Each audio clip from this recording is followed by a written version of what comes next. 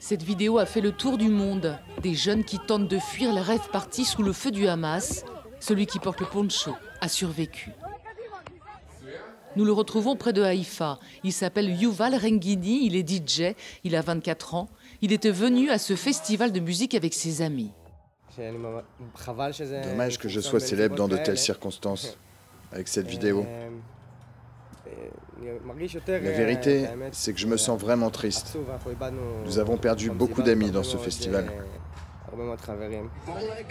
Le festival avait commencé à 22 h et c'est le lendemain matin, le 7 octobre, à 6 h 30, que tout bascule. Alerte rouge! Cachez-vous à terre, les mains sur la tête. C'est le moment où ils ont arrêté la musique. On ne comprenait pas pourquoi. Puis on a levé la tête au-dessus de nous. C'était un feu d'artifice, entre guillemets, plein de tirs de roquettes. Je n'ai pas vu dans les yeux les terroristes, mais on les a entendus. Ils étaient derrière nous sur cette vidéo où je cours. On entendait les balles qui sifflaient. Et là, je voyais des gens tomber autour de moi. Yuval va réussir à s'enfuir en s'entassant dans un pick-up avec 10 autres festivaliers. Ils se sont réfugiés dans une base militaire à proximité. Quel regard portez-vous sur l'offensive israélienne sur Gaza avec de très nombreuses victimes civiles? Si je suis content que des innocents meurent, jamais de la vie. Moi, je suis un homme de paix et de raison. Mais ce qui s'est passé ici est inhumain. Quand on sait qu'ils sont capables de mettre un bébé dans un four, la réponse doit être celle-là.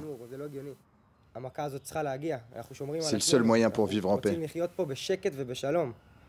Ce poncho acheté aux États-Unis, il le garde précieusement. C'est devenu son porte-bonheur. Yasmine était également à la rave party. Elle nous reçoit chez elle à la frontière avec le Liban. Elle nous raconte comment le 7 octobre, elle s'est retrouvée à jouer les intermédiaires entre la police et les 50 combattants du Hamas qui venaient de la kidnapper avec 14 autres personnes. J'ai appelé le service d'urgence de la police. Le chef du Hamas voulait parler à un policier qui pouvait s'exprimer en arabe.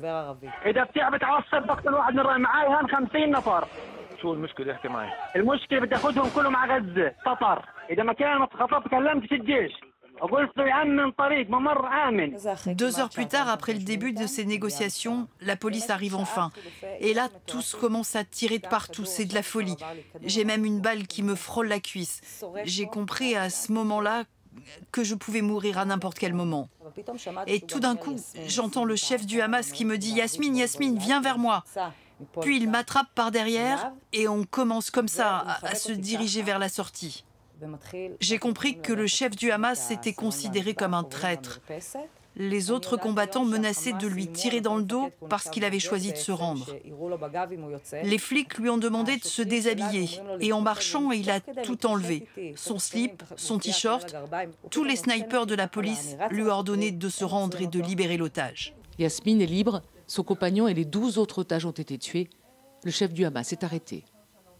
Un mois après cette attaque du 7 octobre, ce qui préoccupe le plus Yasmine et la plupart des Israéliens, c'est le sort des 242 otages. Ils ne sont pas prêts à les voir sacrifiés dans l'offensive. Ils veulent les voir revenir le plus vite possible à la maison.